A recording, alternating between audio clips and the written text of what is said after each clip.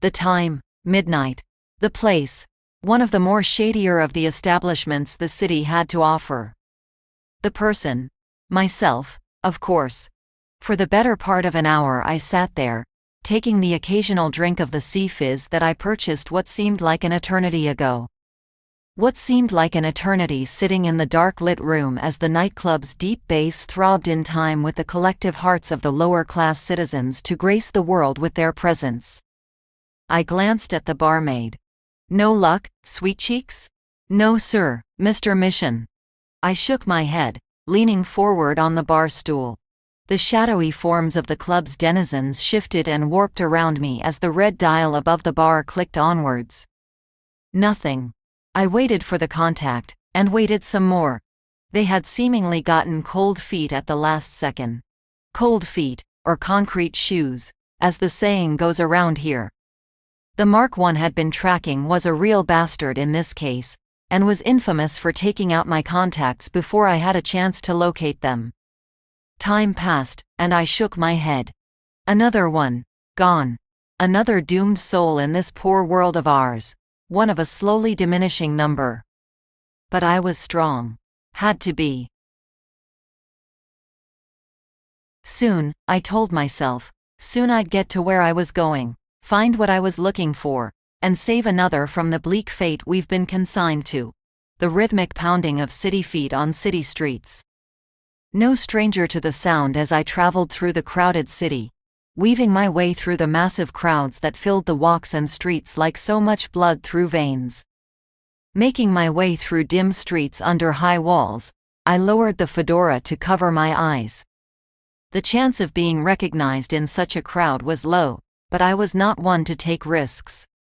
No, taking risks would find those long fingers around my neck. The nightclub had ended fruitlessly. No contact to greet me and help me along my way.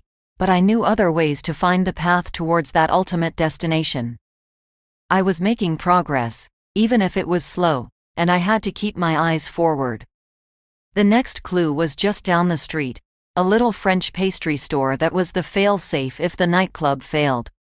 The contact worked there, and if I didn't find him I would find where he used to be, goddammit. The afternoon sun baking the street-side cafes and marketplaces, with the throngs moving aimlessly about their lives, directionless and lost. But I knew the way. The way towards the destination wasn't clear, much less straightforward, but it was there. You just had to find it. You just had to know the way. Me? I knew the way. Or a way at least. I was dedicated. I was prepared. I was on my mission. I leaned back in my chair, the plane finally breaking over the cloud cover into the bright light of the sun. First class, with plenty of leg room and plenty of room for thought.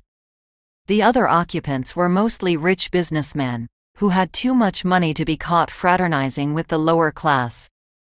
None of them gave me a second glance, and I was perfectly fine with it that way.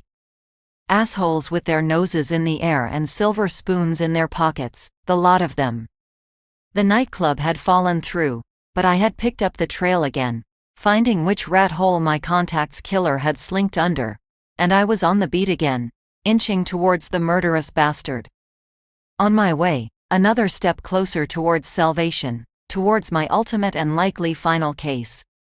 Closer and closer I got, one step closer and one step deeper.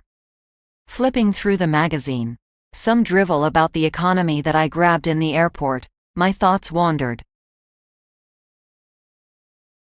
Almost thoughtlessly, I grabbed the pocket watch and flipped it open. The ancient hands clicking around in an endless chase around the dial, almost as endless and pointless as mine seemed to be.